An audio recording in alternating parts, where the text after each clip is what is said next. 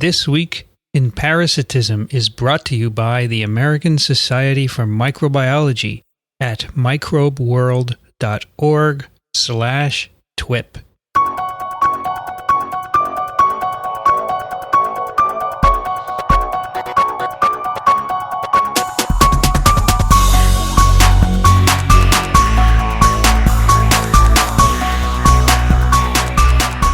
This Week in Parasitism, episode number 64, recorded on December 3rd, 2013. Hi, everybody. I'm Vincent Racaniello, and I am with Dickson Despommier. Hello, Vincent. When I'm 64, That's right. Episode 64. I do. That's a Beatles that song, of course. Will you still need me? Will you still feed me when I'm 64? Yeah. How have you been, Dickson? Great. Not Really? Chipper? Well, okay, I've been chipper too. You're great. You're I feel losing chipper. weight. You look I'm losing slim. weight. He's got a new shirt, He does. new jeans, Brand new everything. a new book review. A brand new. Oh yeah. Got it. If you haven't already heard, Dickson wrote a book called People, Parasites, and I'm Plowshares. sure they're tired of hearing about this, Vincent. You read a few chapters on TWiP. You can go buy it on Amazon. This is true. He would like you to buy it because he has an ego like we all do, and he would like it to do well. That's misstating it. I would like the information to get out to the general public. Okay. But you also would like to sell books. No, my publisher would like to sell. Because you're a traditional person. A trad person. Your publisher is Columbia University Press. It is. And are they doing ferocious publicity for No, this I'm book? afraid they're not, actually. Is it going to come out in paper? That's a good question, actually. I hope so, because I would like this to be incorporated into classroom activities. Of course, it's already in electronic editions, right? That's right. It's in a And Kindle. I don't think we should print paper books And anymore. I would like to do the voiceovers for the audiobook. VO. We called it VO in the The business. VO, yeah, the voice.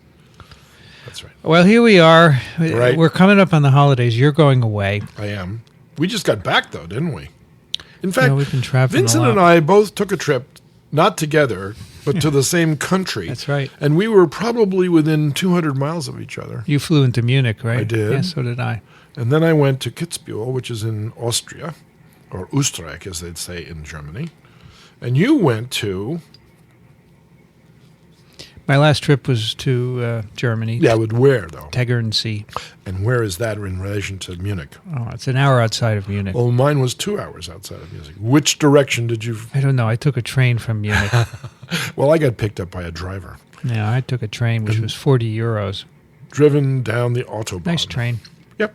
Oh, they have great trains over there. We just had a big train crash right over... Yeah, not too far. It was going too fast. You I can understand. almost see it from where we are sitting out. So when are you going to India? On December 18th. Which is 2 weeks from now, right? Yes. And then we'll be back on the 4th. We could squeeze in one more TWiP before you go. I would love that. Because I you're would going to love be that. back on January 4th. Yep. Because I don't want to say this is the last TWiP of the year. No, don't say that. We'll do one more. No, we'll give them... Now, for today, Dickson, Yes. I have to tell you, Please. looking back over recent episodes of TWiP, we do a lot of malaria. We do. So the last one was Plasmodium of the apes. That's right. And the last one before that was More Bats Out of Hell, which was about malaria and bats. True. More of the evolution of malaria. Okay, so now we're going to have 3 episodes in a row on That's right. malaria. Trying to prevent it from spreading. Is this warranted, this sort of attention? Well, if you look at the number of cases and the death rate, the answer... Well, the death rate is low, by the way. We should emphasize that the infection rate is incredibly high. And the death rate is enormously What low. is the case fatality ratio? The case fatality ratio, that's a good question. Let's back up a moment and say that the World Health Organization estimates 1.5 to 2 billion people at any one time are infected with Plasmodium. Wow. And the death rate in that group, if you believe that statistic, and that's a pretty believable statistic, by the way, is about 0.1%. However, Now, those 2 billion people, are they all symptomatic? no, in fact, they're not. And they're also infected with various strains, right? What is the major... The major strain, or species, the major species today is Plasmodium falciparum. Falciparum. That's right. Or Falciparum, depending on where you're from. I don't know which one you say. What does that mean when you're from? I'm from New Jersey. That's right. So you'd say PF. Falciparum. That's right. Do you think I'm a Guido? Did I say that? Yeah. Okay, you're a Guido. Well, I am. That's a derogatory Italian. No, you're not a Guido. Well, I don't mind being derogated. You derogated? Hey, would I derogatate you? So pretty low CFR. Yeah. But because of the big numbers, it just adds up, right? Exactly. And most of those are children, by the way. So it's a really huge intellectual loss for a country to lose people at that age group. All right. I agree. It's horrible. And today we're doing actually 3 papers. Wait, there's another on reason. malaria. There's another reason why we're paying attention to this, though. We have to be more solipsistic.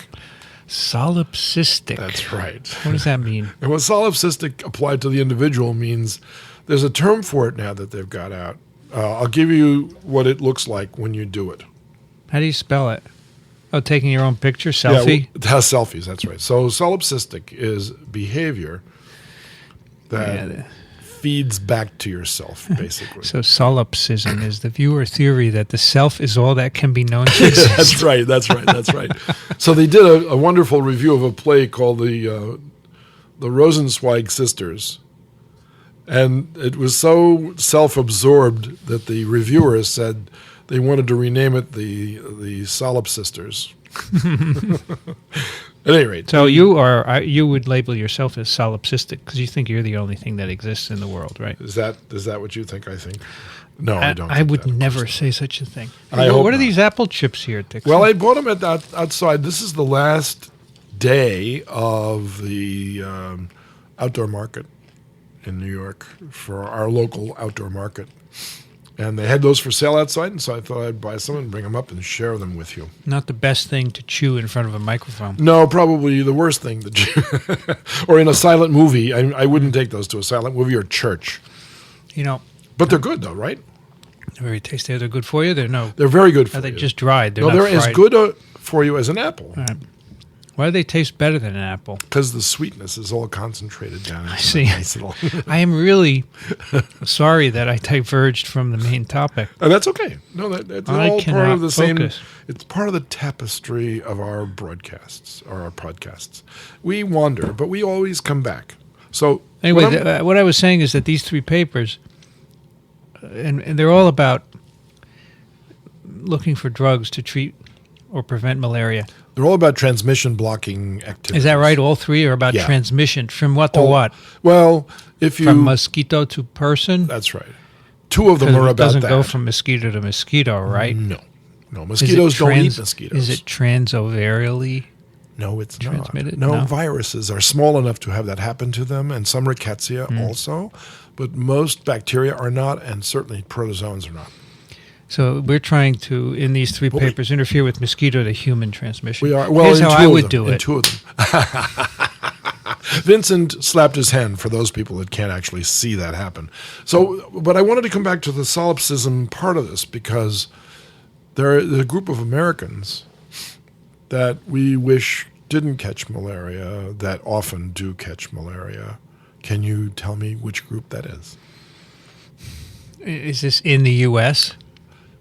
Well, we don't have Nobody malarial catches it in the transmission. U.S., so these are people that come back to catch it elsewhere. Yes. Now, who might that be? Missionaries, Go on.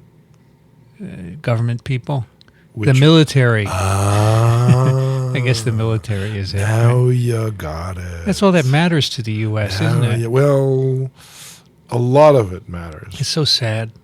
I agree. I totally agree. I wish there was no need for a military. Like if you just saw Dickson and I on a day-to-day basis, all you would think of is peace. That's right. Sleep. I would be asleep, and No Vincent war. would be shaking me, trying to wake me up. So these 3 papers represent a lot of investment and research. They do. I'm actually amazed at how much work is involved in them. And you think a big part of it is to protect our soldiers? Of course. No, I don't think so. We work for But vaccines. Peter We Hotez work for- would be Not Peter. screaming at you. Not Peter.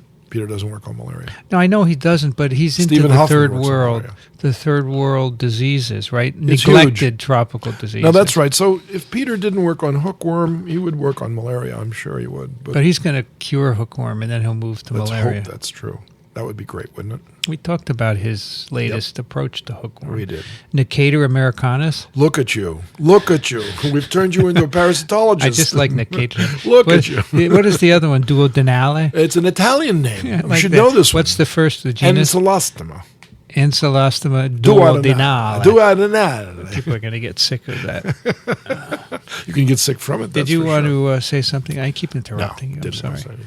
All right, so one of the papers is in Nature. It is. Have you got it up there on your I will in a moment. thingamabobber? Oh, you're going to take 20 minutes to get it up. I told you to cue them all up, Dickson. I did. Which is the one in Well, it says PLOS pathogens? No, PLOS Nature. pathogens. Nature.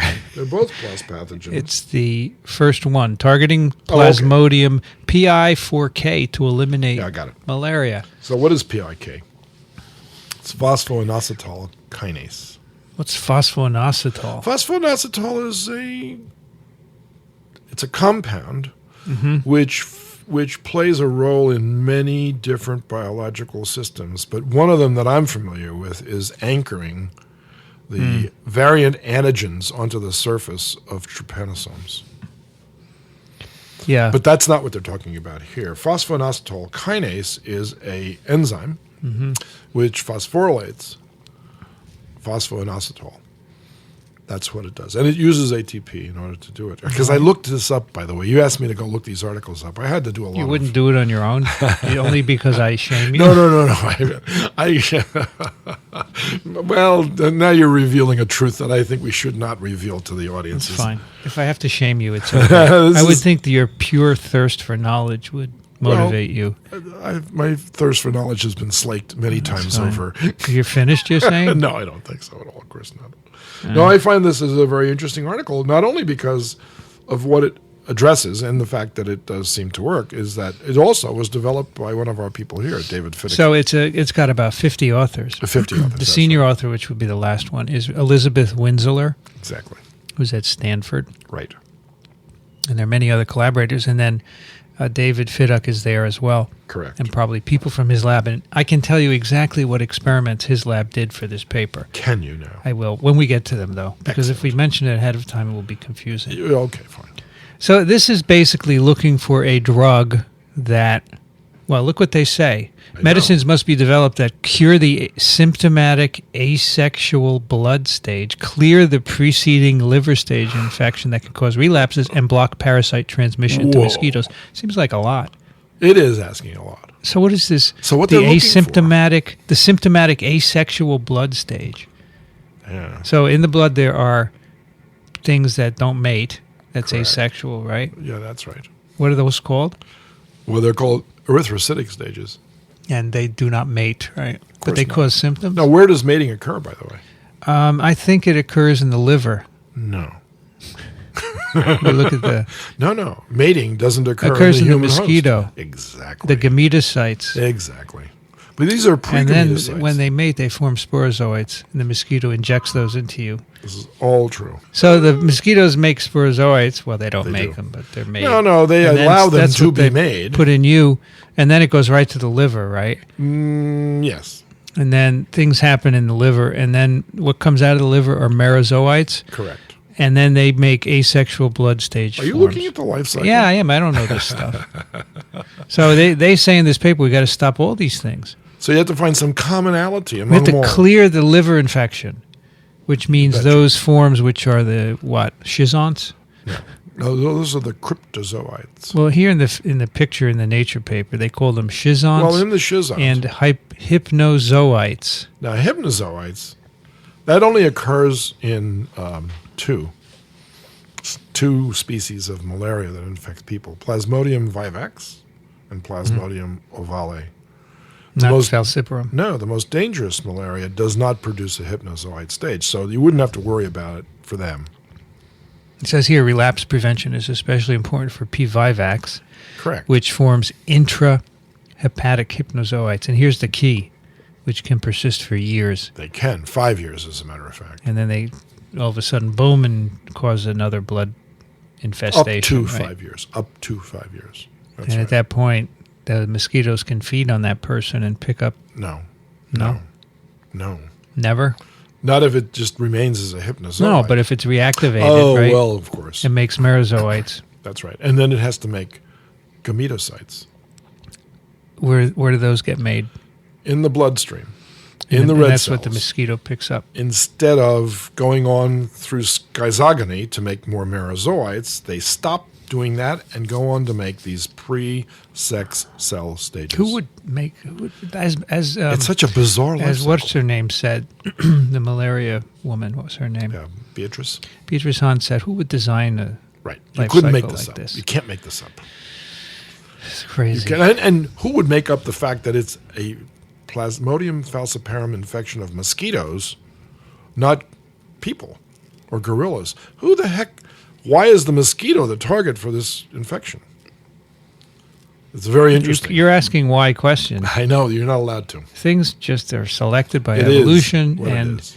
we try to describe the process that led to it, but why? Right.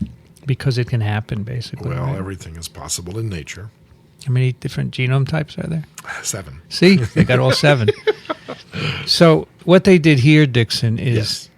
they did, in a previous piece of work, they did Yes. a screen against P-Falciprom asexual blood stage parasites to get some new antimalarials. Okay? That's in culture. You can do Now, that. what does that involve? Do It you just know? means culturing the parasites in vitro and trying out numbers of And you measure viability or multiplication. reproductive capacity. You That's count the correct. number of New parasites. infected red cells. And if there are no more parasites or less, then you conclude that your drug is That's inhibiting correct. it. This is exactly right. So they said they got a new class of Yes. antimalarials, Imidazopyrazines. imidazopyrazine core, Wow. dihydroxy chicken wire. That's probably what it looks like when you look I got at that from you years ago. In fact, in Figure 1, do you want to get the paper? it. Of course. Click on the link. Click on the link. Show all. Is there a link? What does this thing say, this blue thing? It says search. No. It says search. Sorry. Well, anyway, I'll show you on my screen. Oh, no, wait. I don't know. Why don't I have a link? No, usually it does. Well, it didn't. It just decided Don't worry not about to. it. Here, look on mine. You can All look right. at mine. Oh, See, I this see is what you've this is got. the imidazole Oh, it is compounds. dihydroxy. Dihydroxy chicken wire. Yeah, that's what it is. It's Does a everyone know what we mean by heterocyclic dihydroxy? organo something. So they didn't. At this point, they don't know what the target is. So we're going to play a little game in this paper and figure out the target. What do you think? Sure. But first, they characterize how it works, Right. and they find that it attacks every stage. How about that? It's unbelievable. You know why, though? What are the different stages? Doesn't really matter, but there's a no. I can tell you what the Well, stages like this are. here, this one, panel B, they say in vitro activity against liver stage schizonts. Okay, Okay, liver stage schizonts are also known as cryptozoites. how do you get them? The mosquito infects you with sporozoites. The sporozoid goes into the parenchymal cell and differentiates into the cryptozoite. So, for experimental purposes, how would you get some and put them in That's culture? a very good From a question. mouse? No, you'd probably use a liver cell culture stage. Because they say P. yoalei, That is a mouse parasite. so they grow it in mice. Yeah. And they show that in this graph, But looking there is an at, in vitro system, too, by the way. They're looking at schizonts as a percentage of control. Right. So the control is DMSO or whatever the dissolver is. And then they show that these dihydroxy chicken wires inhibit the proliferation of these. Because every Schizonts. stage makes phosphoinositol-derived compounds. Yeah. Well, we don't know that that's the target yet. You're jumping ahead. Oh, of am I? us. I'm sorry. I read the You're abstract. such a bad guy. Well, you can bleep this out if you like. No, I don't have to. So that's schizonts. Look at panel C is in vivo. This is mice. Every one of these little pictures is a photograph of a mouse that has been infected Right. with a P. burgii. Right. Is that also a mouse? Yes, it So is. these are mouse model Of course, malarias, of course, right? Of course.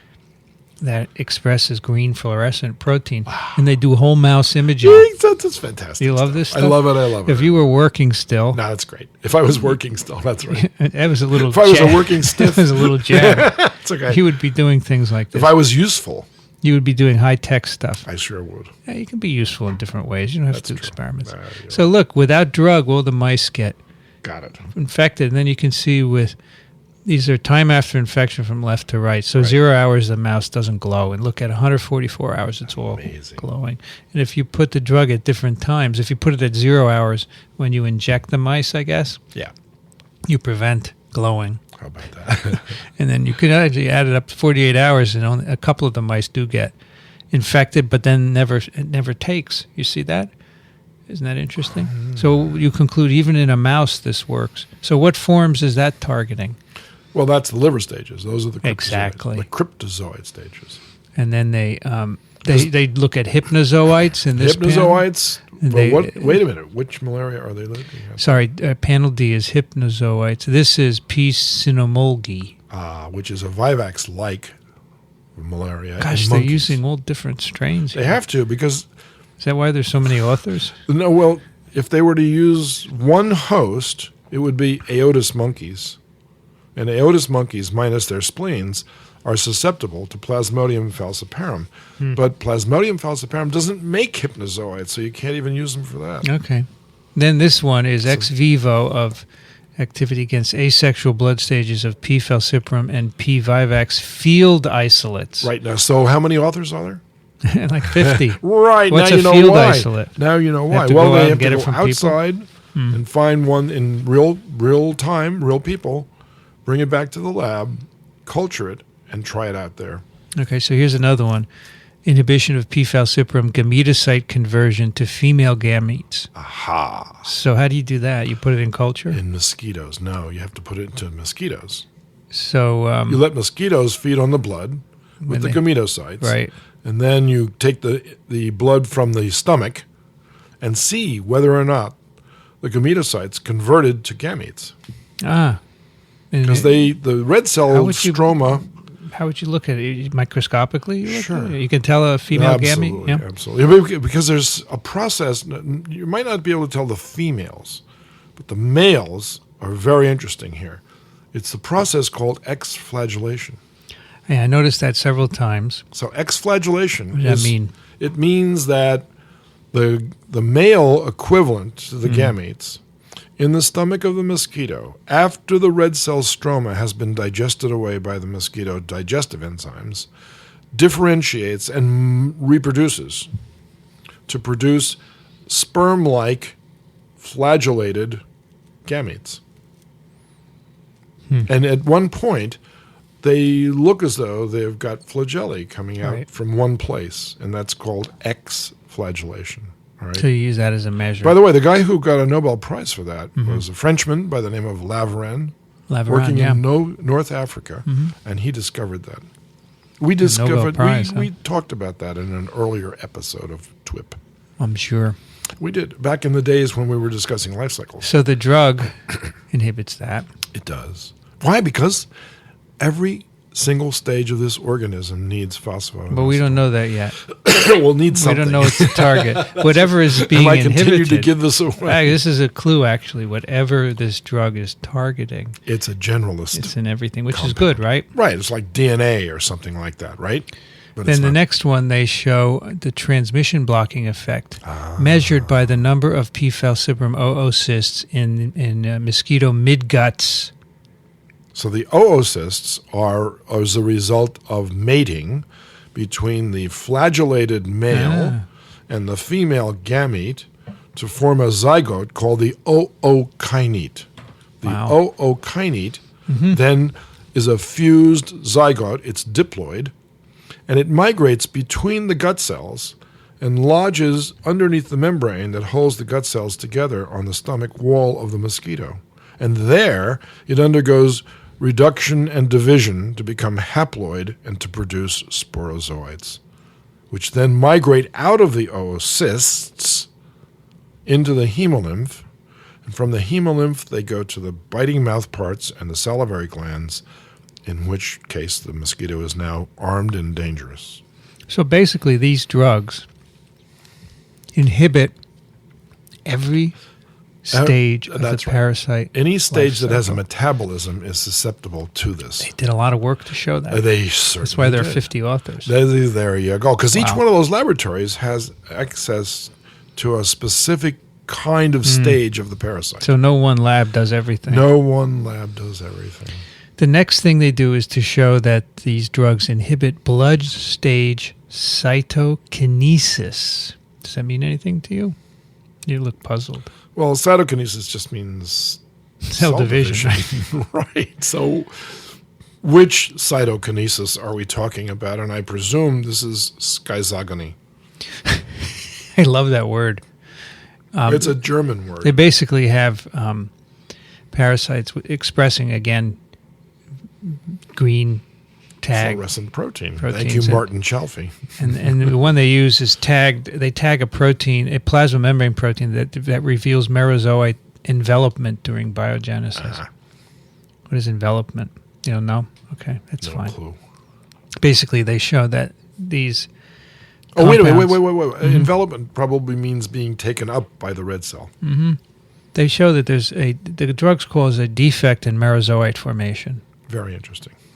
So tell me again, what is a merozoite? A merozoite is the stage of the parasite which bursts out of the red cells after they've reproduced inside of a single red cell, right?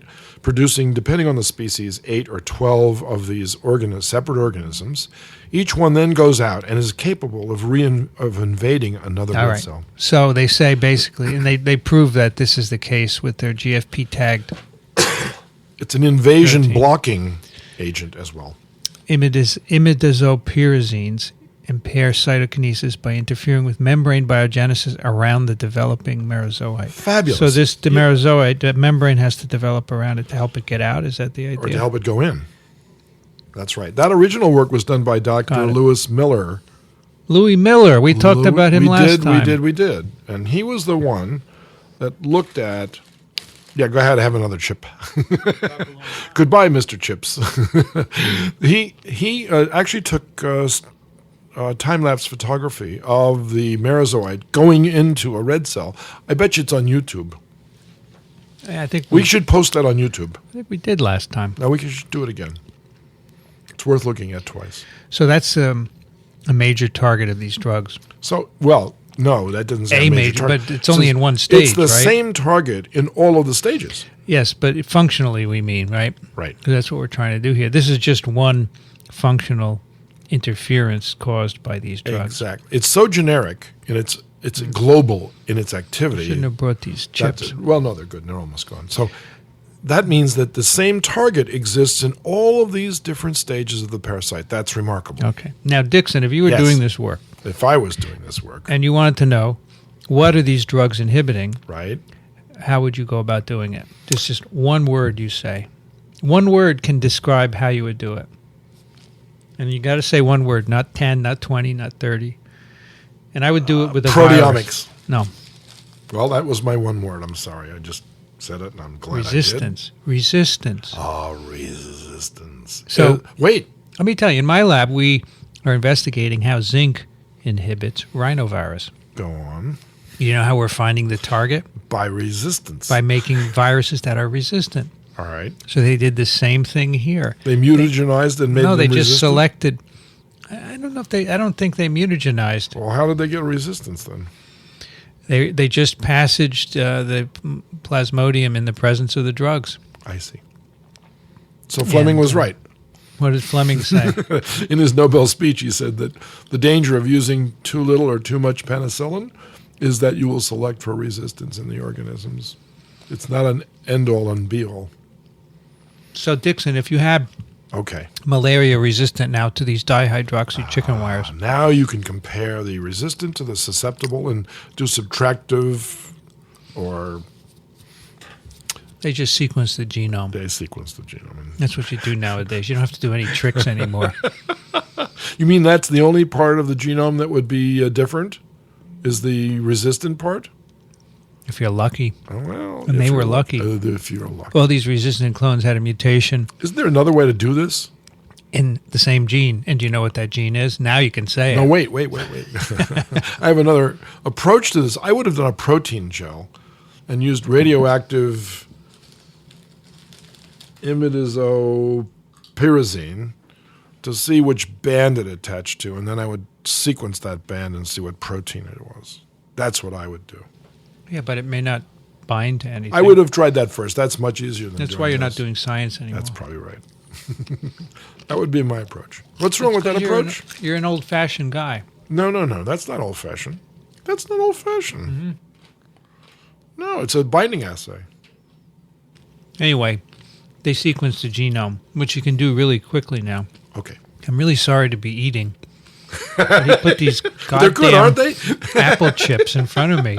They're terrific. And I have very little Willpower, especially because I don't eat much during the day. Notice that I only left a few for you.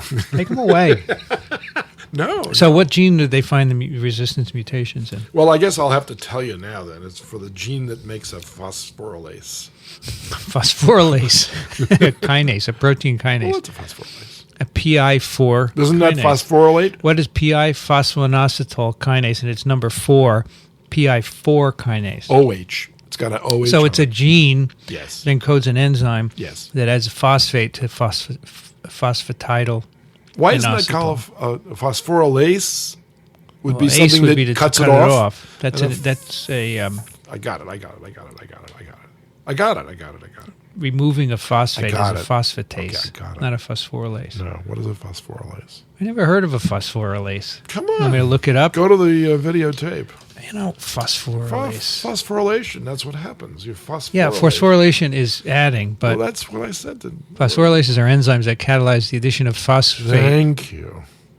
I'm not We call so them out of kinases. it. Yeah, well, I don't. No, I could. You're of an course I do. old-fashioned guy. I am. So that's how they Yeah, okay. identified Interesting. this PI4 There's kinase. another lab that just So, does sequencing, right? It's actually the kinase that's inhibited. Right. The target of the kinase is PI4, phosphoinositol 4. Got it.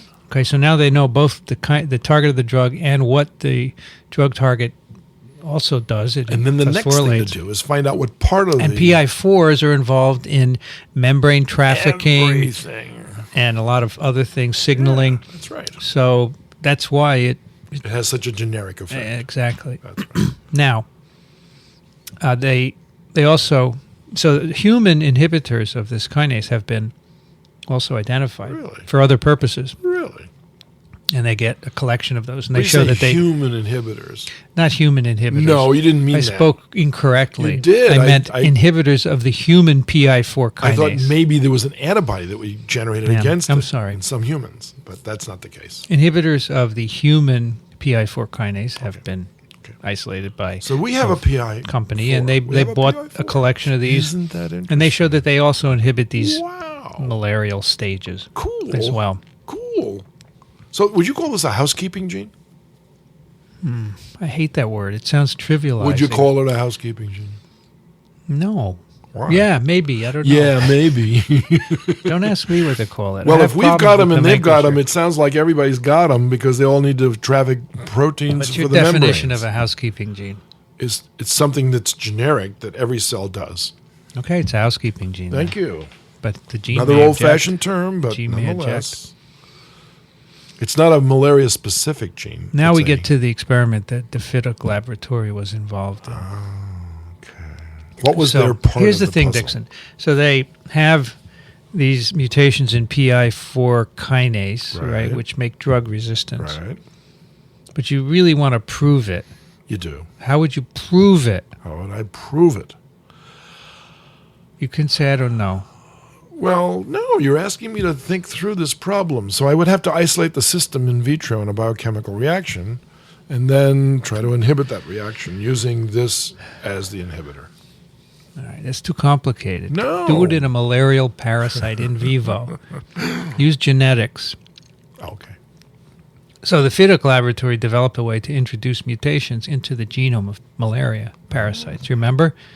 The zinc finger nuclease yes. technology. We had these two postdocs here to talk about Of course, right? absolutely. So they introduced these amino acid changes identified in the resistant parasites into a wild-type parasite and show that, in fact, they become drug resistant.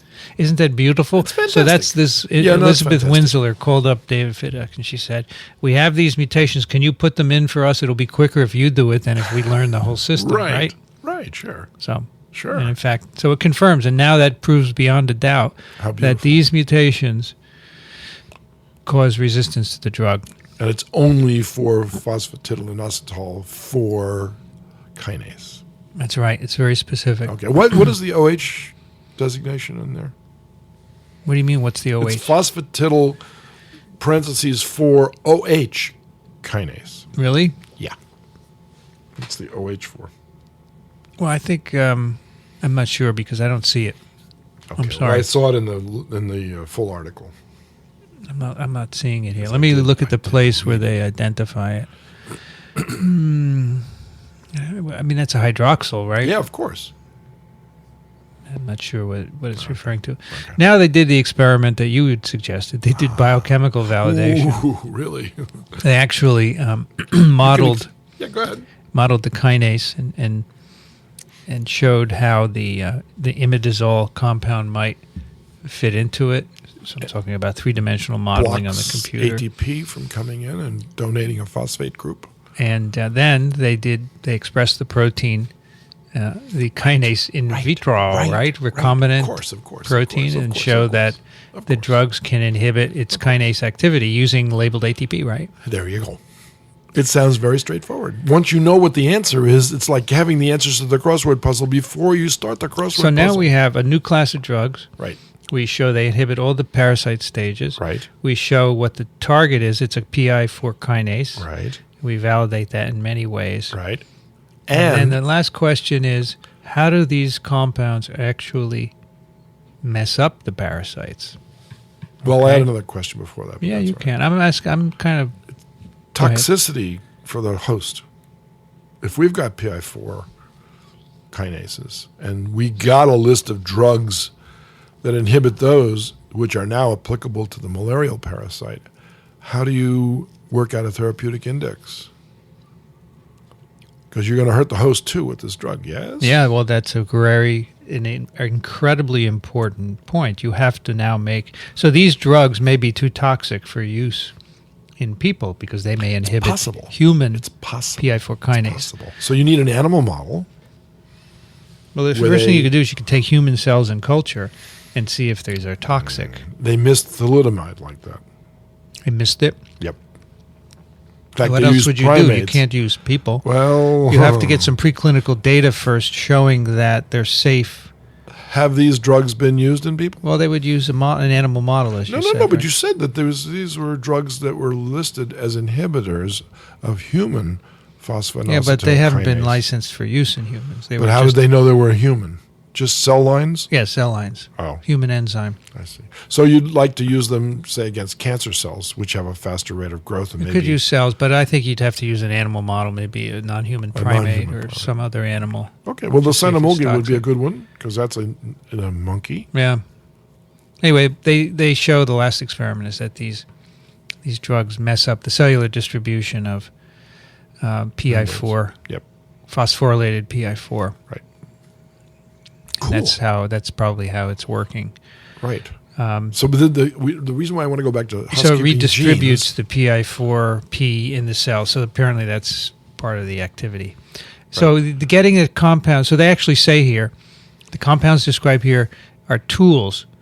But further optimization could lead to clinical candidates with desirable drug-like characteristics. Maintaining their selectivity will be important because chronic PI4 kinase inhibition in humans causes immunosuppressive effects, which is the last thing you'd want to do in a person with malaria, right? So this is the reason why I hearkened back to that term housekeeping gene, because housekeeping genes are usually off limits for developing drugs against because everybody's got them. Yeah, of course. Why can't we identify a malaria-specific target?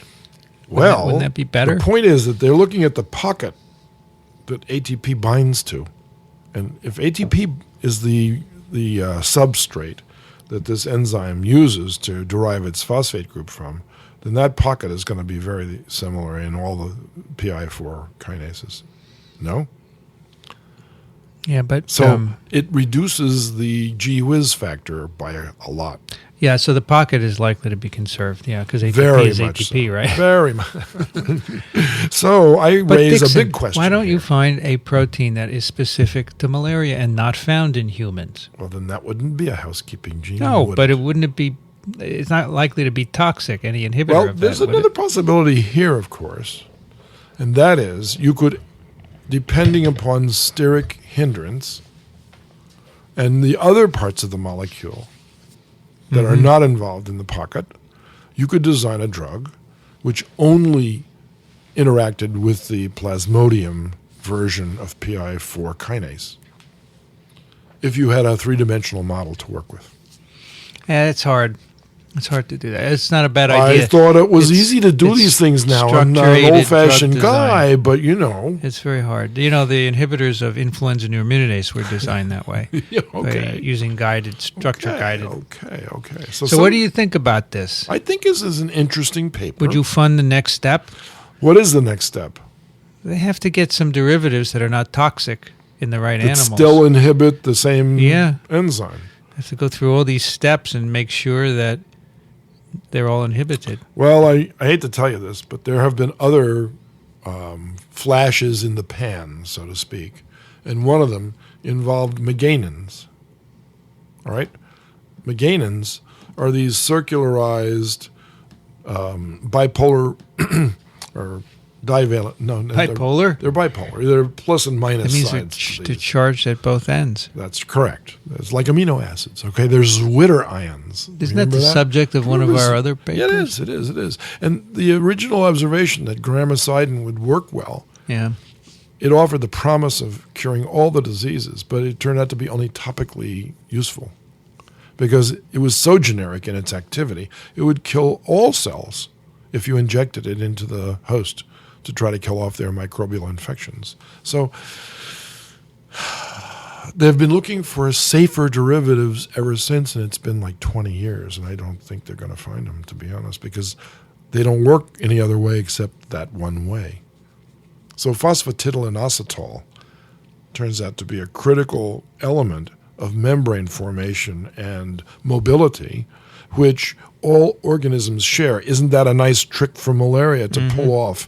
Because as the result, or we inherited it from malaria, because malaria is probably a lot older than we are, evolutionarily speaking. So we just took that same brick and built the same wall with it. You knock that wall down, you knock everybody's wall down. That's not so good, Okay. right? Got it. Yep. In fact, that meganin is an antimicrobial peptide, It is. AMP. That's right. And these are small proteins, 5 to 30 amino acids, roughly. They're peptides. Yeah. Peptides. And they're part of the innate immune response, right? They are. They're made by many different organisms. Does this get us to the next paper by Yeah, any you want chance? to pull it up there? Sure. Put your glasses on. I will. I go back. So we'll do this a little quicker than the first one Whatever you say. because it's already been 8 hours. People are starting to fall asleep. Yeah, they're dropping like flies.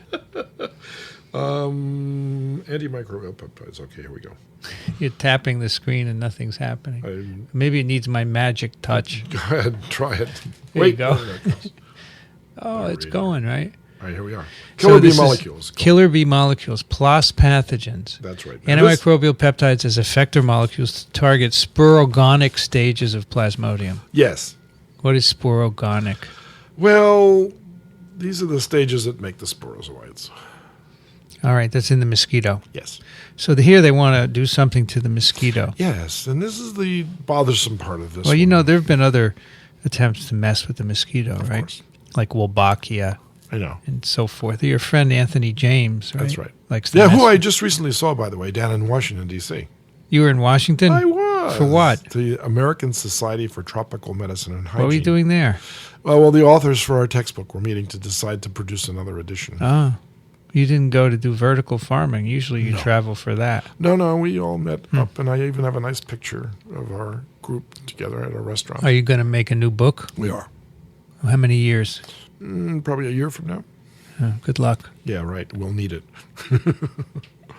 And who's going to publish it? That's Columbia University? No, we think we can get ASM to produce this one. Mm-hmm. Have you contacted them? Yes. Who did you contact? Chuck Knersch knows the name. Mm-hmm. Why, do you know somebody? Yeah, I know the head of publishing. Who is he? She. Who is she?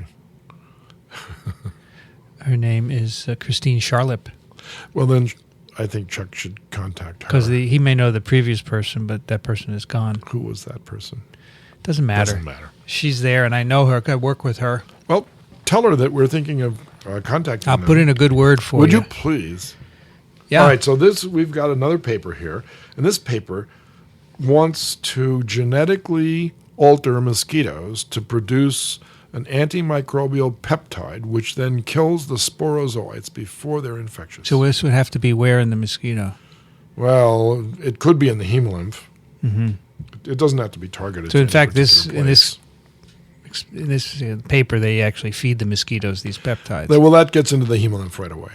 and then they take out parasites from the gut and see if they're inactivated. It's the easiest way to give this. And how do they feed mosquitoes, by the way? What do you think they feed them? Very carefully. That's not a funny... How do they feed them? Yeah, how do they? With a needle, right? A really small needle. Stop it. They put the Stop compound in water, and they let the mosquitoes What feed do on it. mosquitoes Blood. eat? No. That's a very... They don't eat blood? They don't. The female mosquitoes don't suck blood from their hosts? Of course not. What do they do? Wait. Whoa. Of course they do. Female mosquitoes, of course they suck blood from their hosts. Yeah. But they don't use it for their food. I understand that. But No, this is important. They do pull in the blood into their gut, right? This is important. It's important to suggest the following. Yes, sir. This is a compound that they just want to feed to the mosquitoes. They don't care if they use the rest for egg laying, right? So they feed it. How do you think you keep mosquitoes alive? You don't feed them blood. If you did that, they'd all die. So you have to feed them something else. Mm-hmm. Oh, They call it blood feeds. wait. What are you? What do you feed them? Apple chips? You feed them apple slices. Are you serious? I'm dead serious. If you slice up an apple, Yeah. right? It's moist enough, and you lay it on the top of the cages where the mosquitoes are living. They will all come up and feed on the juices of the apple because that's what they really eat. They eat plant juices. Both males and females of mosquitoes eat plant juices. They don't eat blood for their What do they food. use the blood for? Egg production. So that the females only, Only right? the females So the eat males, the blood. and both of them eat sap? Yeah. Is that right? That's How do they correct. get that? From From plants? flowers. They get it from flowers. Flowers. Yeah, they feed we've them never nectar. we've never mentioned that on TWiP. Well, here it is. It finally reared its ugly little head. So they drink sap from flowers. They do. That's what So they must have. That's how they stay alive. They must have bacteria in their guts because sap doesn't give you everything you need. This is all true. They must have symbionts. Of course, they have lots of them, just like we do. Yeah. They have a microbiome. To make the amino acids that they need. Yeah. That's right. That's or true. to make whatever sources. Well, make I'm organic driving molecules. at something here, Vincent. You're because driving one of the in your compounds- fraudulent car.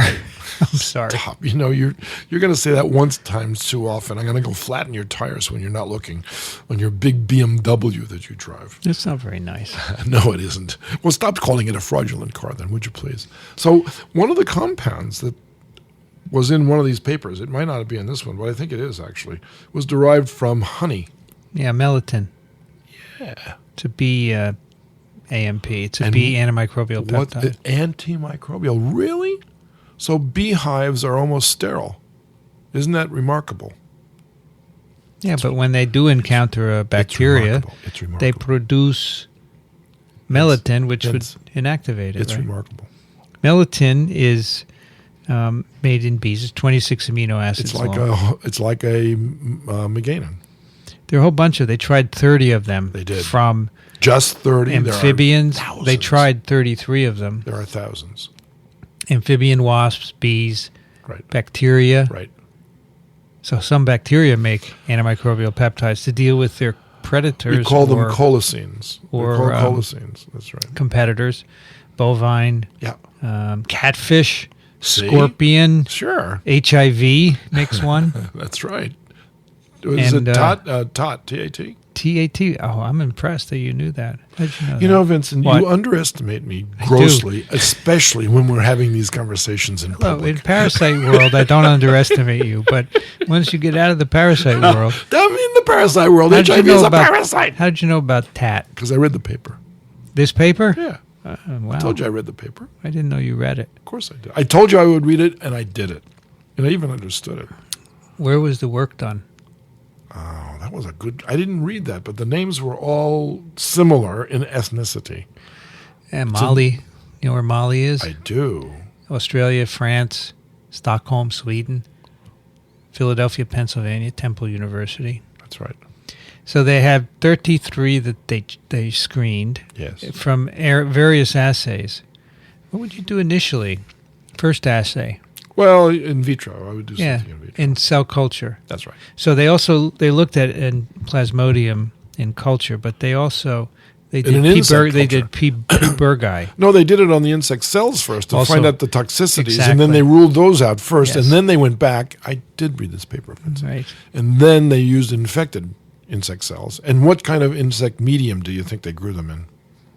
You read Schneider cell medium. That's right. That's exactly right. I think You I was remember born that. yesterday. How did you remember that? So they got 6 that were able to block Plasmodium development. 6 Wow. of these 33. Right. With the exception of 2, these were also toxic to mosquitoes Right. at 25 micromolar, which is quite a bit. You want nanomolar You inhibitory, do. right? You do. You do. You do. However, when tested in blood feeds, they did not reduce mosquito longevity or egg production. Feeds. So even though they were toxic in cells, they were okay in mosquitoes. I wonder why. Yeah, they speculate about that, but that happens. Cells don't recapitulate everything. Well, if the insects are feeding on blood, there are a lot of cells to keep those compounds busy killing rather than killing the mosquito itself, right? So their cells in the blood meal could actually be attacked. So basically, they show that these, a couple of these, inhibit the parasite in culture and Right. in a mosquito, And in the mosquito, that's right. and that's where they feed them. Do you really think they did it on slices of apple? Well, they could have. But then you can't give an exact dose this way. Of course, you can't give an exact dose when they feed on blood either. To really give an exact dose, Let's look you it would up. have to micro-inject this into the hemocoel of the mosquito. And That's that can be right. done, by That's the way. right. That can be done. That's how we did it when we Mosquitoes. worked on Matron. 200 mosquitoes were fed on human whole blood supplemented with 50 micromolar AMP via feeding chambers of a membrane feeding system. So they don't use apples, but they use a membrane. But they weren't feeding then. They were just taking blood. Yeah, they're taking blood, right? But it does get involved in the hemocoel. The soluble portion of it does get involved. So in that's the what they hemocoel. did here. They Got it. fed them blood. No, I'm with you. So then they're only using female mosquitoes, obviously. Right. Well, because those are the only ones that will transmit Mm-hmm. malaria. I wonder, this is an interesting question. If you injected the gametocytes into the stomach lumen of male mosquitoes, I wonder if male mosquitoes would support malaria.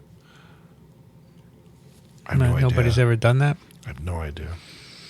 The goal here is actually to make transgenic mosquitoes that express Yeah, I know, and that's a problem, isn't it? Because then how do you control the dosage?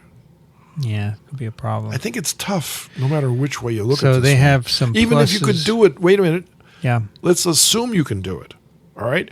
Now, how do you get those transgenic mosquitoes where they need to be? Yeah, well, that's always a problem with modifying mosquitoes, and we talked about that with Tony James Yeah. had a problem, a social problem. Well, these may have negative effects on the mosquito. They may have a fitness cost that you can't measure in the lab, but once they're out there, Exactly. All of the above. All of the above. So you were asking another question, and I can't answer it. How did this research get funded? hey, let's see who funded it. Let me look at the end here. Well, the thing is, Dickson, if you write a good proposal, you can get funded. It's good science, in other words. Yeah, if you write a compelling proposal Right. with good Right. preliminary data. That's right. This doesn't have to result in a worldwide global cure of malaria in order to be relevant. No, not at all. That would be translational research. This you Here, can do here. basic research. They don't say who funded this in the acknowledgments. Interesting. What do you think of that? I don't have an answer for you. You didn't give them money for this, did you? Now that you mention it, no. So they say some of these antimicrobial peptides are known to inhibit trypanosomes and leishmania. Sure. So they're thinking maybe generic. You get a couple at once. Oh, hard. No. Very On the positive side, mosquitoes don't transmit malaria or transgenic leishmania. vectors may be engineered for resistance to more than one pathogen. This is wrong thinking. Right. So who transmits trypanosomes? Depends on where you are. If you're in Africa, tsetse flies. All right. So If you're in South America, reduvid bugs. it's not the same. Not it's not mosquitoes. a mosquito. How about leishmania? Sandflies, right? Even I know that. You know that too, of course. So basically, they would have to engineer these other. So this would insects, be right? one size does not fit all. I'm sorry. Here's a negative, a possible negative. Uh-oh. These antimicrobial peptides may be toxic to the mosquito gut microbes. That wouldn't be good, right? Yes.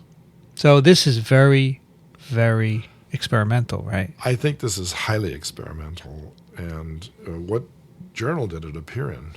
PLOS Pathogens. Ah, yes. No, the science is good. I didn't say the science One of the wasn't authors here, by the way, is Paul Eggleston. Do you know Yes. him? And Hilary Hurd. good. I actually don't know them. No, I'm sorry, I don't. They're Do you know from they're from the UK. I don't know them though, but it sounded familiar.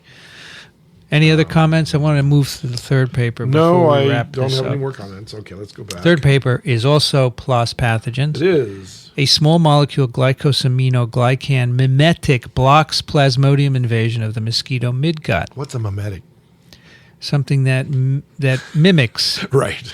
something else. That's true. Now, first of all, what is this invasion of the mosquito midgut? So the mosquito takes a blood meal. It pulls in gametocytes, right? Yes. From the human blood. Yes. The gametocytes then invade the midgut? No. They mate and they form gametes? No. All right, I'm gonna stop guessing. I'm gonna eat a chip. Eat while a you chip. tell Have me. a chip. Come back when you think about it. You go to your room and think. Don't come out until you. Now you're talking like the Card Talk guys. All right. So here's what happens. The mosquito ingests all of the stages of malaria usually. Okay. The Schizon stages, the ring stages, all of those stages. And they're all digested. When the red cell is digested, they get digested. But the gametocytes, both male and female, the males exflagellate once the red cell stroma is gone, producing flagellae, sperm, seeking out the now freed gametocyte, which is now the gamete. So the male seeks out the female. It looks like an egg and sperm situation. It is. And when that happens inside the midgut lumen, it forms the ookinete. Ookinete. Right. And that creates a motile zygote, which then migrates between the epithelial cells of the gut, comes to rest under the membrane. Okay. That's the sequence of events. So the ligands for these ookinetes that you just mentioned. Ligand. So that what they attach to are believed to be chondroitin sulfate glycosaminoglycans. Cool. Have you ever heard of these before? I have, actually. These are extracellular matrix components. You know where right? I heard about them Where? first? When I was a student here. There was a guy here who actually studied them. Mm-hmm. He had a whole collection of them. He was a biochemist, and if I can remember his name, I will. And there was a fire on one of the biochemistry floors, and it destroyed his entire collection of chondroitin sulfate. So, Chondroitin sulfates are what the nasal septa are made out of. in part. Yeah, he had a collection of them. He had whale and All right, all so kinds of... on epithelial layers of cells, Right, there is an extracellular matrix of course. composed of many different things, including chondroitin sulfate glycosaminoglycans. These Got are it. polymers, right? Yep, Carbohydrate polymers. correct. And sulfate, they have sulfur groups, right? Right. So these are thought to be the molecules to which the ookinetes attach. That makes sense. They have to attach first in order to get through. So what they did in this work is to make a mimetic of these chondroitin sulfate An inhibitor. glycosaminoglycans. A competitive inhibitor. Exactly. So now the ookinete will bind this mimetic Got it. and not be able to bind, Got it. and therefore you block transmission to the mosquito. Pretty cool, right? Yeah, but But what? try to think of the practical application of that knowledge, and you might run into a roadblock. Well, practically, you have to feed it to the mosquitoes. Is that the problem? Get it to them, right. Why don't we just give everyone 10 micromolar of these mimetics? To have them circulating in our blood. That's right. And well, again, that's a little far-fetched. So basically, this they fed this to mosquitoes. Yep. It reduced midgut oocyst development by 99%. It's remarkable. With P-Falciprom and P. burgii. Yes. And they showed that the mimetic binds to proteins on the ookinete, right? Ookinete. Right? And that's how it works. And they do some very nice structural analysis of the binding site. It just added another piece of knowledge to the way in which malaria carries out its life cycle. So you're skeptical that they can use this, right? Well, how would you use it? Like, come on, imagine how you would try to use this. A small molecule. Now, this is a small molecule. I don't care. Okay. In fact, do they have a structure of it here? Let's see if it's dihydroxy chicken wire. Yeah, look, it's sort of dihydroxy. Look. Right. So this actually is a pretty heterocyclic compound. This is a simple one, and they add some chicken wires onto it. Right. So I would say that this only investigates the cellular biology of malaria. We do get some information from this. We do. Basic stuff, right? It's basic knowledge, but it doesn't lead you down a path which might have a practical application, I don't think. By the way, you know what? No. They identified the malarial protein that is binding these mimetics. So presumably that's the compound that binds the chondroitin sulfate glycosaminoglycan. They actually can make knockout lines of P. burgii. Right, I did read that. Missing these binding proteins, and they do not bind the drug. The drug has no effect on them. Correct. Isn't that beautiful? It's wonderful. There's really a lot of nice studies here. Yeah, no. All right, so your problem is that it's not a problem. What are you going to do with it? In fact, they say that in the discussion, although we have shown that this drug is a potent transmission blocking molecule, right? Because it blocks the ookinete from getting into the mosquito. From binding. It's like it's like blocking binding of a virus to a cell. We emphasize that it cannot be used as a drug in its current form. However, we intend to use the data to establish an approach for identifying a next generation compound that would inhibit ookinete observation. But I don't know what you would do with it. No, that's still, the point. How do you give it to the that's right. mosquito? That's your issue, right? A big issue, yeah. Because the mosquitoes are not going to come in for their drugs every day, right? No. Compliance is a big problem with mosquitoes. They don't like to comply to a lot of things. Potential applications. No, they don't say how they're going to use these drugs. Well, I don't think they could, frankly. I don't see any... Is there an analogous stage in people? Where where you would involve a chondroitin sulfate glycosaminoglycan? Well, I can't answer that question, but there is an analogous stage when the sporozoite circulates throughout the body. It only attaches to one place, and that is in the pre-sinusoidal capillaries of the liver. Okay. And there is a binding protein that it depends on to get there. So that may have some practical application. Cool science, but practically cool science. not really good. Well, yeah, that's not why they did it. They did it because they could. Wrote a good proposal. Well, let's see who funded this research. Should we look at that? Sure. Let's see. It's usually at the end. Acknowledgement. They don't say it again. Is there some reason that in PLOS pathogens you're not allowed to say where you got the support for this? No idea. Funding. Here it is. This is NIH. It's at the beginning. So let me look at the other basic research. Let me look at the other paper now to see the and the Bloomberg Family Foundation and the Johns Hopkins Malaria Research Institute. Oh, the antimicrobial peptide work was funded by the Wellcome Trust. That's like the Howard Hughes of the United States. And it's in the UK, right? Yeah, it is. All right. Okay, interesting papers, right? Very. Very. I mean, in order to understand the work, you had to jump through the hoops of the life cycle. Well, that's what I was hoping you could help us with. And I hope I did, because I hope I don't get mail now from people saying, "Oh, you got the whole thing wrong again." Does it bother you when people correct you? Not at all. Not. Are you insecure? No. I make a good living. You want to read some email? Sure. Karen writes, no, don't end TWiP. We didn't. We love to listen to this podcast here at the FDA Entomology Section Lab here in Irvine, Really? California. That's Tony James. Make it a pay to listen, and we will. No, we can't do that. Karen, That would be wrong. No, we're not going to make it a pay to listen, but we'll keep doing it. But everyone is so quiet. We only have 4 emails. That's it? Next one is from Peter. All right. He sent a New England challenge. You should bring this up because it's a picture and you have to diagnose what it is. I got offline again. Okay, fine. You can look at mine. You can tell me what that is, Dickson. It looks like a CT scan of something, right? That's a brain riddled with neurocysticercosis. Wow, you're good. You are good, Dickson. He's folding his arms in satisfaction. I taught for 38 years here, Vincent. If I didn't know what that was, I would have given up. How do you know? Because of all those little dots? Yeah, exactly. That's not a normal brain. So let's put, we're going to click neurocysticercosis. The possibilities are Creutzfeldt-Jakob, herpes simplex encephalitis, neurocysticercosis, polyarteritis nodosa, and toxoplasmosis. No? So let's see what the answer is. I know what it is. There have been 41,000 responses to this. Correct.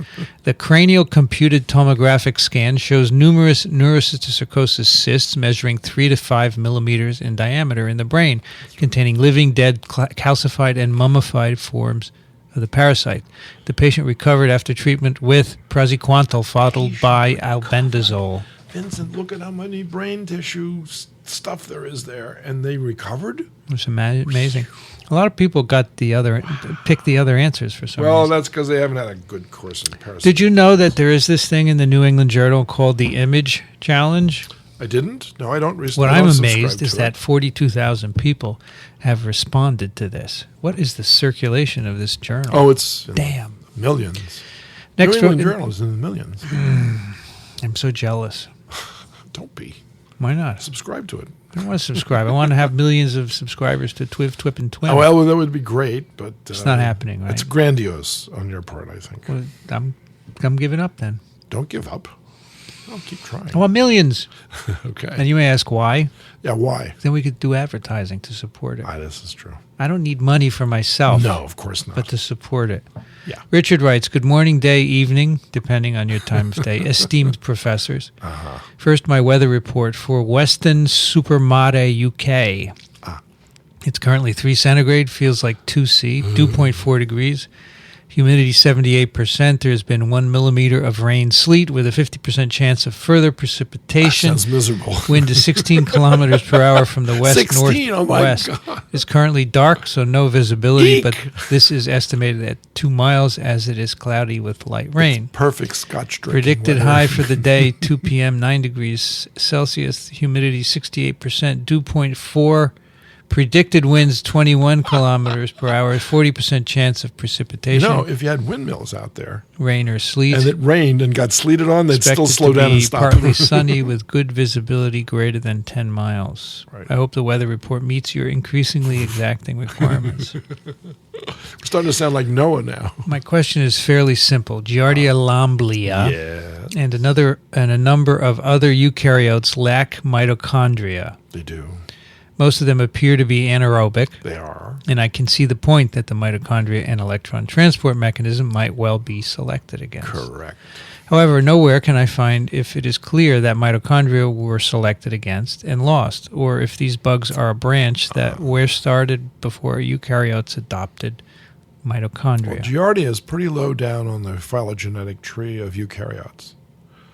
So it's way down on that list, meaning that it arose pretty early on.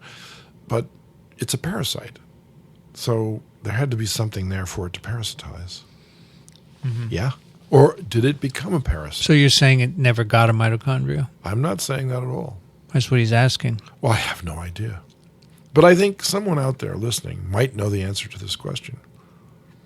And if they do, would they please write us? Because we need the answer. I don't know if anyone has the answer. There are some organisms that have a remnant of an intracellular or subcellular particle, rather, which resembles in some I ways. resemble that. No. They go ahead and have the rest. Vincent is snacking away on these. They look like potato chips, but they're actually dried mosquito. slices. Right, exactly. They are thought to be remnants of a degenerated mitochondrion as the organism adopted a more anaerobic lifestyle.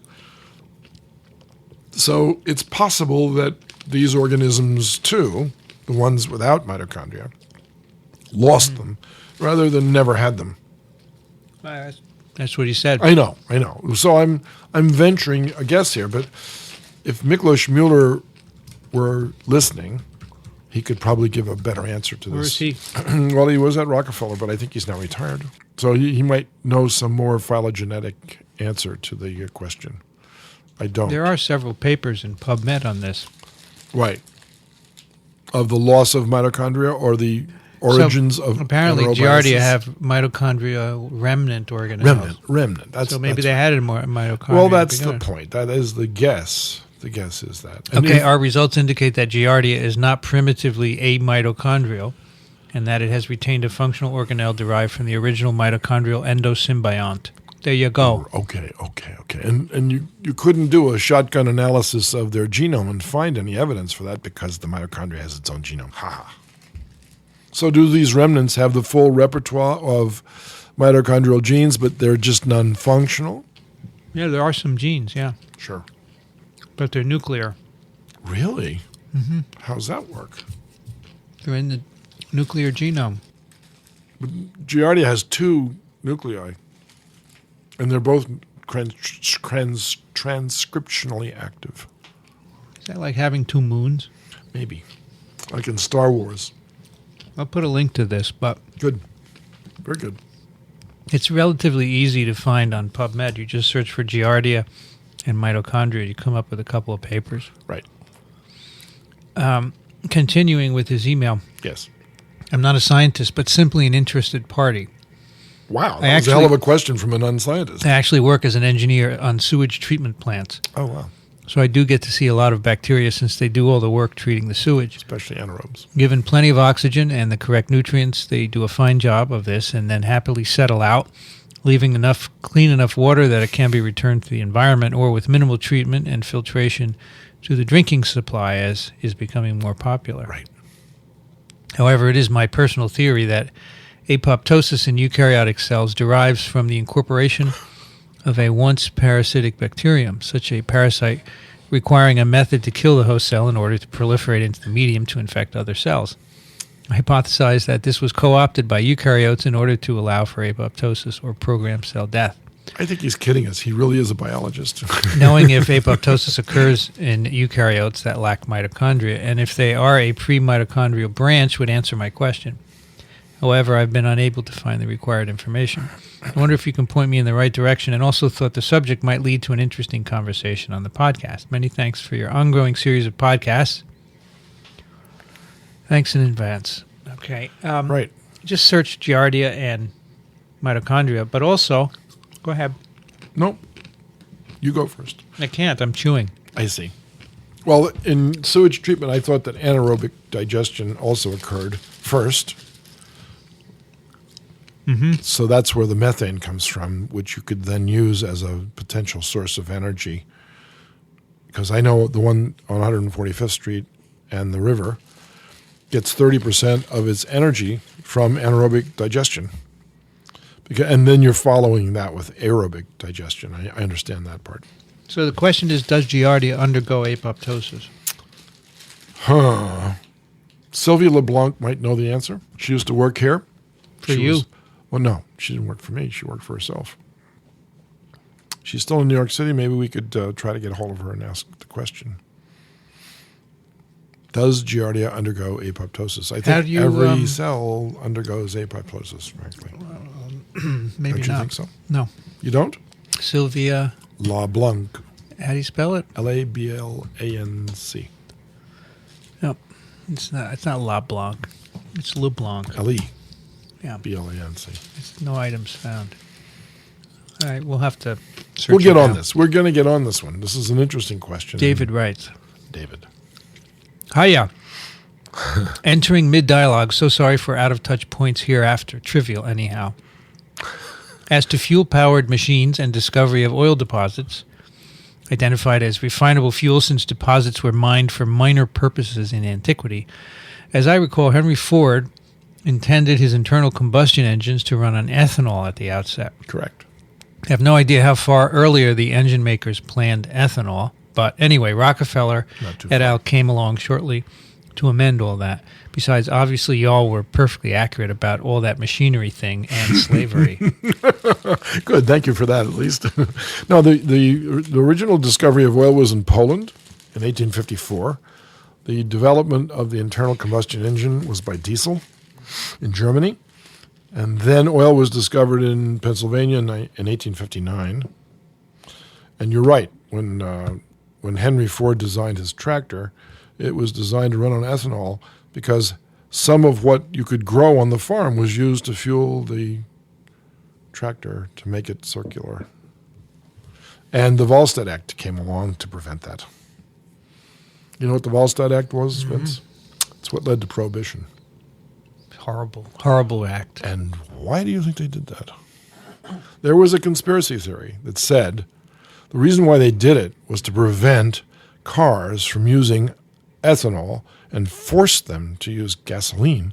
And that's why Rockefeller might have been involved in this, because he was in charge of the oil in the United States.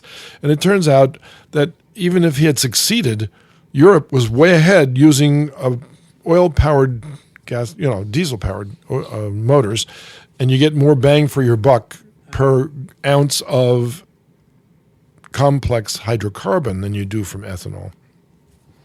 Interesting theory. Yeah, but it's not true. It's just not true. Just a theory. Nah, it's not true. More to the point of parasitology, another trivial emendation may be that the first hookworms didn't necessarily enter North America on African feet after 1600. West Africans had been transported to Caribbean islands for labor by the mid-1500s. Yeah, that's true. They may have been have inoculated soil there with hookworms, which may have been picked up by sojourning barefoot non-Africans and transported to North America first by those people after 1600, maybe. Mm-hmm. If I haven't misremembered the true mid-century, got it from Diary of an Irish Slave Girl, a novel about a kidnapped child who was taken to a British sugar plantation and ended up marrying an Ashanti man. Therefore, my historiography may be off. But I do think those island plantations were started up in the 1550s or so, and from other sources, European population growth began to explode, apparently correlated with sudden availability of enough extra calories to delay starvation, preserving more children, etc. Yep. I think there's a lot of theories as to the original introduction of hookworm into this country. That's true. So anyway, hope it's not wasted your time. Entertained me, but not enough to edit it down. Slavery, though, was indeed the vehicle for introducing those. And for elephantiasis also in South Carolina. So, the islands couldn't accommodate so many people, but the American South certainly could. So the volume of people and the amount of infection was different. Okay. Okay. The next one is from Benedict. Hello, I love your show. I hear it on the way to work and home again each day. Would love to hear during work as well, but my coworkers would complain, I guess. I have a question regarding the theme song at the beginning. What song is that? Kind regards and all the best. P.S. I love the hosts of both shows, by the way.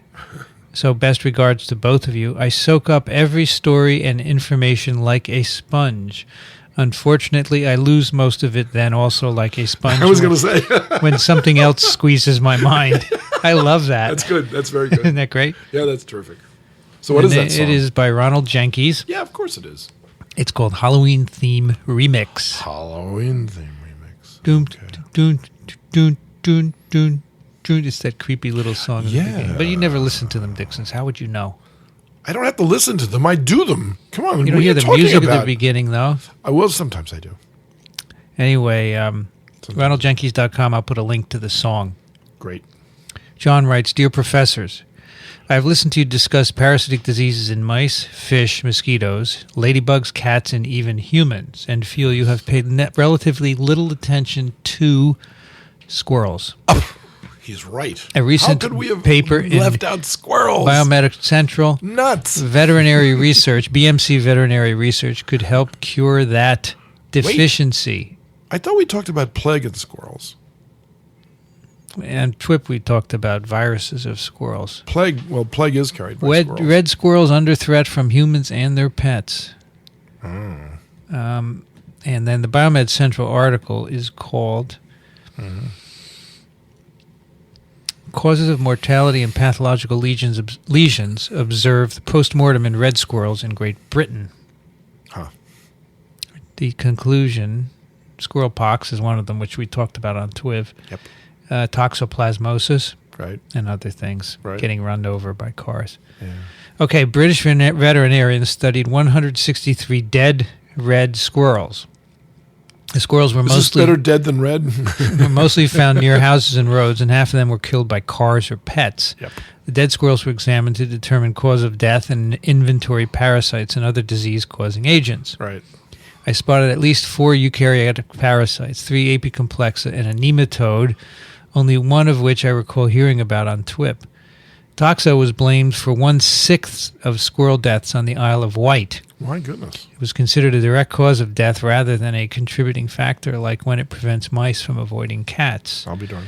Hepatozoan infections were common in lungs and heart muscles, and Eimeria in gut contents, but neither seemed to be a primary cause of poor health. Right. The last parasite is so obscure, it does not even have a Wikipedia page. It's related to pinworm, which you have discussed. Is this called Cyphacia? Quoting the paper, Yes. nematodes were sometimes observed during gross and histological examination of intestine.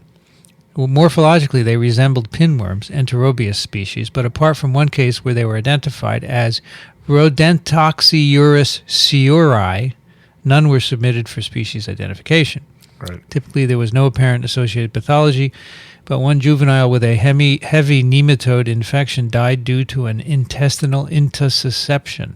Really? However, in a second case of intussusception involving an adult, there was no significant worm burden, and the etiology was obscure. So it's Rodentoxyurus sciuri. You ever heard of that one? Nope. I worked on mouse pinworms when I was here. There are 2 of them. And one of them is called Cyphacia, and I'm blocking on the other name. I should remember it, but I don't.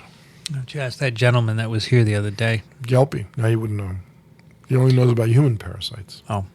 The squirrels also had viruses and bacteria, in case you want to have a squirrel week across... Aspicularis, the name of I'm sorry, I have to interrupt because it just came back. What is it, Aspicularis? Aspicularis. Tetrapida. That was one of them, and Cyphacia obvolata. That's the other. Okay. How about that?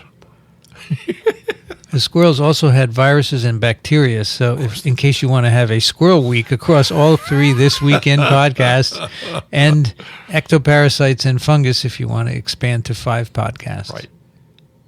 Hey, we should have a This Week in Ectoparasites. It reminds me of my old days at the Michigan Biological Station, where we had something called Post a Host. Post a host. Post a Host. That's cool. And half of them were roadkills.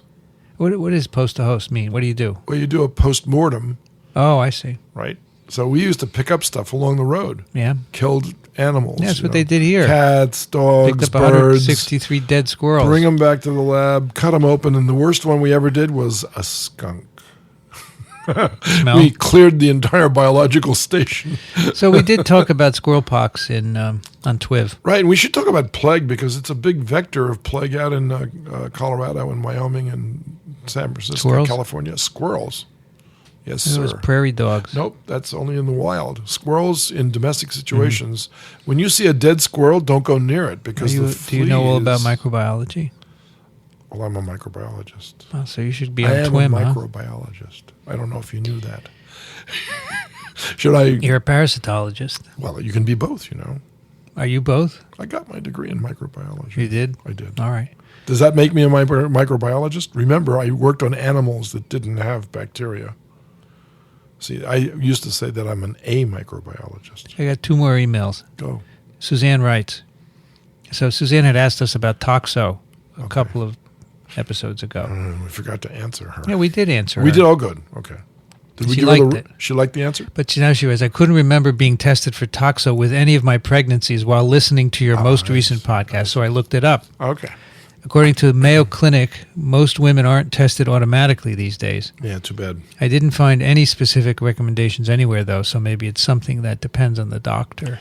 Well, it depends on knowing that there is toxoplasmosis to begin with. I think if I were an OBGYN person, I would, the moment you were admitted as my patient, I would start testing. I would, especially if you had pets. I do remember tests for AIDS and hepatitis, especially since with the most recent one, the lab gave me someone else's positive hepatitis result and missed my anemia. These days, they just tell every pregnant woman to avoid undercooked meats and litter boxes. You know, that's great advice, but it doesn't mean that you did it. P.S. It's cold down here in central Texas. I can translate easily from Fahrenheit to Celsius because it's been hovering just above 32 F0C for the last few days. Wow. We may even get what passes for snow around here, Central a few flakes mixed with rain. Is this near Odessa? I expect by next week it'll be shorts weather again, though. Yeah, probably. Maybe that would make more sense, as while listening to your most recent podcast, I couldn't remember. Oh, no, that's sorry. That's another. It's repeated. I'm going to Texas tomorrow. Great. You're going to Baylor. Houston. Baylor. Where's Houston, on the coast? Yeah. So it's humid, right? Not this time of year. Should be very pleasant. Last one is from Sam. Sam. Okay, Sam. Hello, TWiP. I write to you again from Tucson, where we are having quite a warm December. Today was a beautiful day, 75F, with sunshine and scattered clouds. I don't care. Golf weather. I don't mind this freezing, nasty weather here in New York, where it's not dark so when you bad. get No, up today and it's is not dark so- when you get home. I don't mind. Let's put them in a great mood, folks. I was listening to Dickson explain the difference between Plasmodium vivax and Plasmodium falciparum on a historical TWiP, whose number I don't recall, when later that day, what should I read but the links below, reporting P. vivax infections in Duffy-negative humans. The articles report that duplication of the Duffy binding genes seems to enable infection even without the Duffy receptor. So, this is quite old, and I haven't looked up the paper. Researchers at Case Western discovered recent genetic mutations in a parasite that causes Paul Zimmerman. You know Paul Zimmerman? I don't. Changes in P. vivax that allow it to infect Duffy-negative people. That's an unusual mutation. And where does that mutation occur? What part of the world? It's not West Africa. Scheduled to be published in PLOS Neglected Tropical Diseases. Well, maybe we'll just have to do it next time. What do you think? Who's the authors?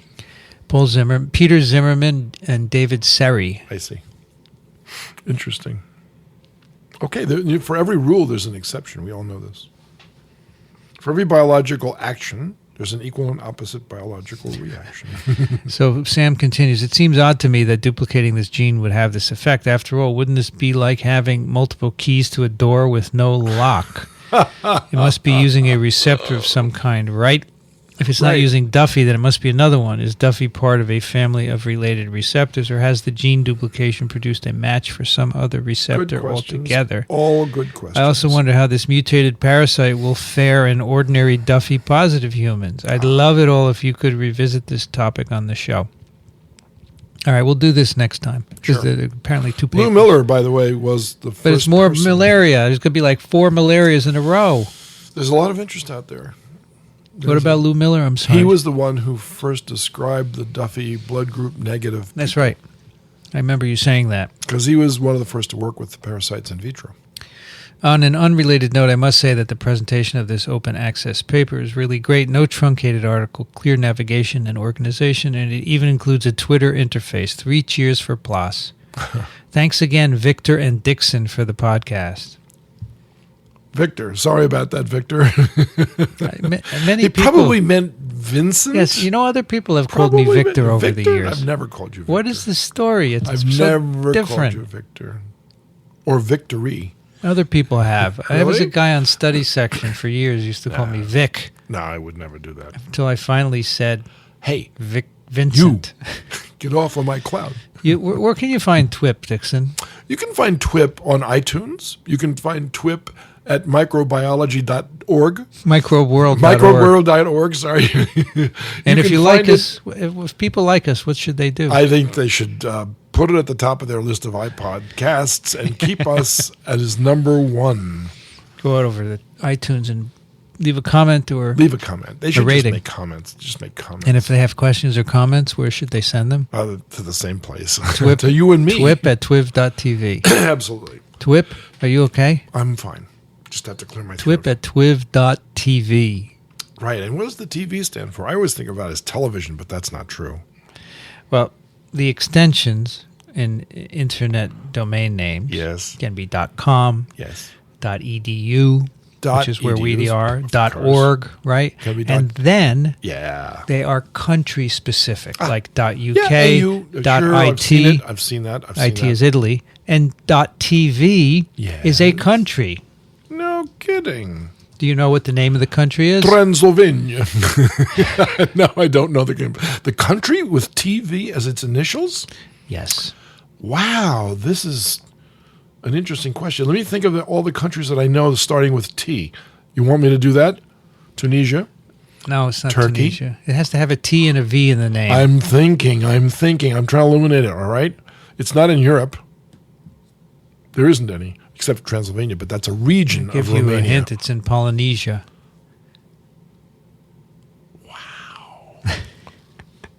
Polynesia TV. Vanuatu. That's not Vanuatu. Togo, Vanuatu? Tuvalu. No idea. Never heard of Tuvalu? I might have. It sounds familiar, but I Anyway. wouldn't have thought of it right away. Now, why? Tuvalu? Why? Right, okay, why Because Tuvalu? TV it implies multimedia. Okay, that's why people like the TV domain. They do? Yeah, one of the biggest influences in my podcasting career, This Week in Tech, had the domain twit.tv. Got it. Okay, 5x5.tv, twiv.tv. It's like all the transport vehicles that roam the oceans used to be registered in Liberia. They still are.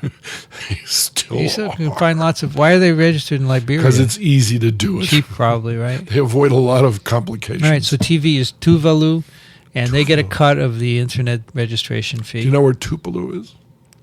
Tupelo Honey was a song by Van It's Morrison. in Mississippi.